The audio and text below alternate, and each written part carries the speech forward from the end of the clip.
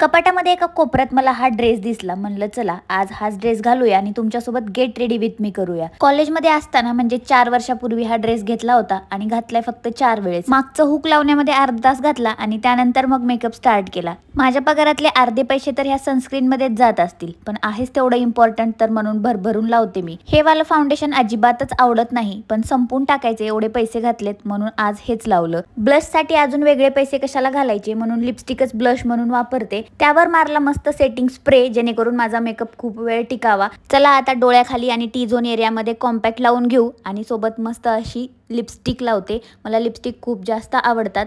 त्यानंतर मी लायनर लावलं, मस्कारा लावला, एवढा सगळा मेकअप केला. पण तरीही ना मला हेअरस्टाईल वेगळी करायचं काही चान्सच मिळत नाही. मी हेअरस्टाईल वेगळी करायला केस सोडले मोकळे, पण एवढी गरमी झाली की लगेच वरती बांधूनच टाकले. शेवटी घातला माझा महत्त्वाचा अलंकार म्हणजे माझा ॲप्रॉन. तर असा होता लुक कसा वाटला तुम्हाला कमेंट करून नक्की कळवा. बाय.